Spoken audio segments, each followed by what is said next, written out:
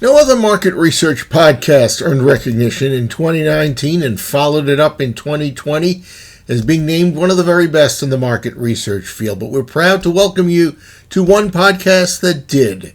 This is Research Business Daily Report. It's only, in addition, the industry's daily research video report. Enjoy today's edition of RBDR, and if you do, please lend your support for our Research News video series. You can see on the screen right now where to go to do that, and we'll tell you more if you stick with us to the end of today's video. I'm Bob Lederer, now in my 26th year as the respected voice in market research.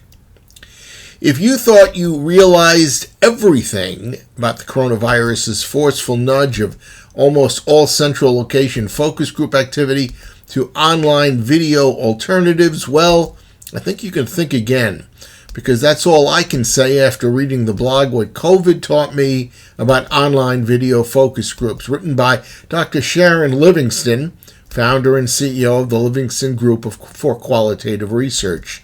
In the blog, Sharon wrote, quote, "When COVID-19 started and I was forced to move to online video groups and one-on-ones, I felt restricted and truthfully a bit annoyed.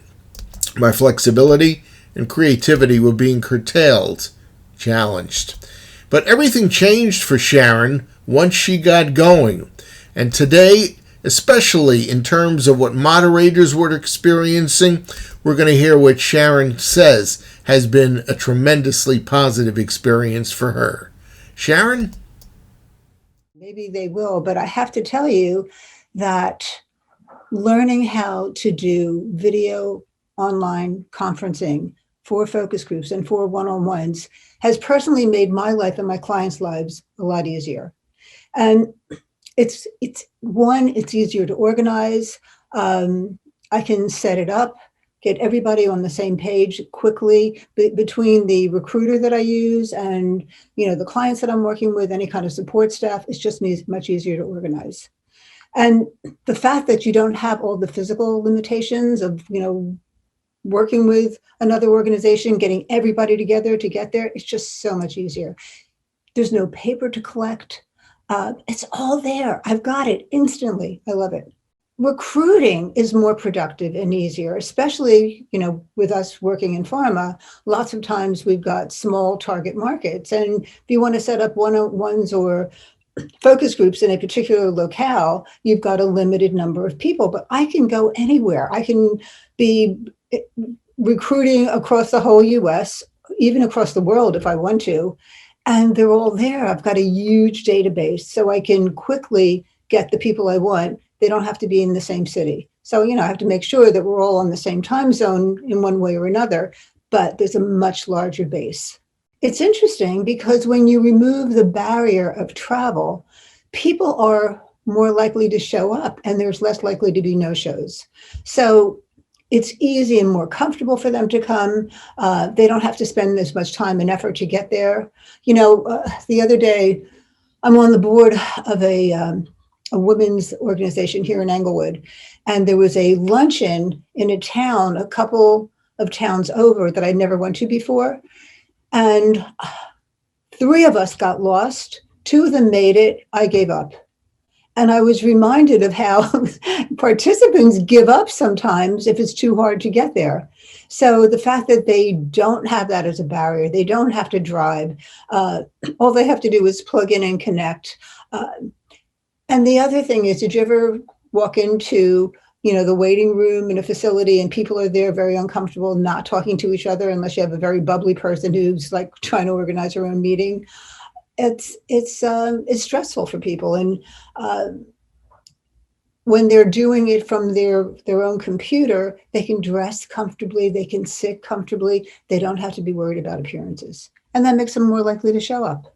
It was counterintuitive at first, I have to admit, but people are very open and revealing. And what it reminds me of is when you are flying and you get into a conversation with someone on the airplane and, the people just spill their guts. I mean, and if you're like me, who everyone tells me their whole life story when I'm on an elevator, I've come back with some amazing stories on an airplane. And my theory about it is that the distance, the fact that you're not going to see this person ever again, makes it possible to take a risk of revealing. And I think that's what the video environment does also, because even though you can see the person in front of you, you're probably not even going to remember what they look like a week from now or even 2 days from now. And so it's easier to take a risk of spilling your guts.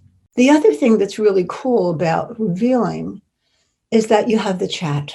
And what I've discovered is that people will text me in the chat area when I'm the moderator, and they'll tell me something very personal. And I have an opportunity to respond there and be sensitive to them, and at the same time say, I bet you other people feel that. I would love it if you mentioned it in the group. And then that gets them more engaged and they're more likely to talk. They can't do that if we're in person. They can't just send me a little note saying, dear Sharon, please help me say this. But they can in the chat. And so I think that's a really cool thing about it. Because it's digital and a lot of what they're doing is digitally created, it's easy to push the button and send something. So if I ask them to do a homework assignment, it's easy to send it in. You would think they could just do that as easily on paper or send it to a facility so it's present when we get there. But my experience has been that my homework assignments get done, the collages get done. They'll make a collage, they take a photograph of it, on their iPhone or something, they take a picture, they send it in. I have it right there. I can work with them. I can display them all at one time.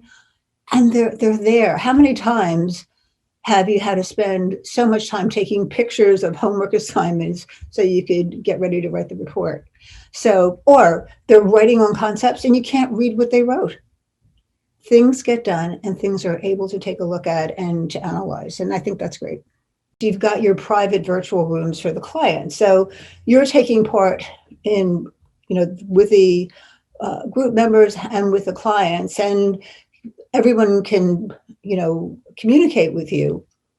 The thing that I like about the virtual client room is that they're more likely to not just go off and talk where they would in the back room.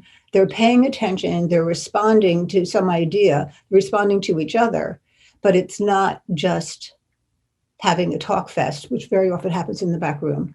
So it's more targeted, it's more working on what the, concept is at the moment or how they want to change something. And so things get done, and they can also quickly say to me, listen, for the next one, I'm sending you this. They can send me a note. In recent years, actually, I bring my computer into the front room and have people text me that way.